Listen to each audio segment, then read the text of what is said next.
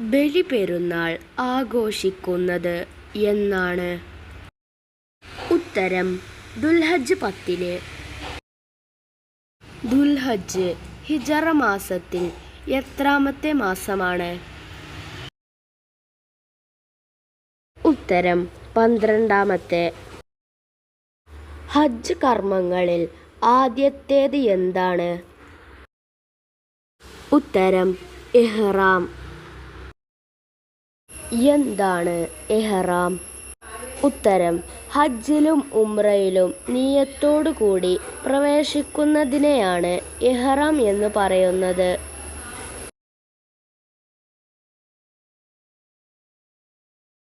ഒരാളുടെ ജീവിതത്തിൽ എത്ര ഹജ്ജാണ് നിർബന്ധമുള്ളത്? ഉത്തരം 1 ഹജ്ജ്. ഹജ്ജിനും ഉംറക്കും ഒരുമിച്ച് ഇഹ്റാം ചെയ്യുന്നതാണ് ഉത്തരം ഖിറാൻ എന്ന് പറയുന്നത്. ഹജ്ജ് തുടങ്ങുന്ന ദിവസം ഏത്? ഉത്തരം ദുൽഹജ്ജ് 8. ഹജ്ജിന്റെ പ്രധാന കർമ്മങ്ങൾ നടക്കുന്നത് ഏത് ദിവസങ്ങളിലാണ്? ഉത്തരം ദുൽഹജ്ജ് 8 മുതൽ 13 വരെ. തർവിയത്തിന്റെ ദിവസം ഏത്? ഉത്തരം ദുൽഹജ്ജ് 8. കടമുള്ളവന് ഹജ്ജ് നിർബന്ധമാണോ? ഉത്തരം ഹജ്ജ് നിർബന്ധമല്ല. ഹജ്ജിന്റെ നിർബന്ധങ്ങൾ. ഉത്തരം ഇസ്ലാം, പ്രായപൂർത്തി, ബുദ്ധി, സ്വാതന്ത്ര്യം, കഴിവ്. ഹജ്ജ് നിർബന്ധമാക്കിപ്പെട്ട വർഷം ഏത്? ഉത്തരം ഹിജറ 6. നബി സല്ലല്ലാഹു അലൈഹി വസല്ലം എത്ര ഹജ്ജ് നിർവഹിച്ചിട്ടുണ്ട്? ഉത്തരം 1 തവണ. മനുഷ്യജീവിതം ഏകനായ അല്ലാഹുവിൽ കേന്ദ്രീകരിച്ച് കൊണ്ടുള്ളതാണെന്ന് ആശയമുള്ള ഹജ്ജിലെ കർമ്മം ഏതാണ്? ഉത്തരം തവാഫ്. ഹജ്ജിനും ഉംറക്കും വേണ്ടി ഇഹ്റാമിൽ പ്രവേശിച്ച വ്യക്തി മക്കയിൽ എത്തിയാൽ ആദ്യമായി ചെയ്യുന്ന കർമ്മം? ഉത്തരം തവാഫ്.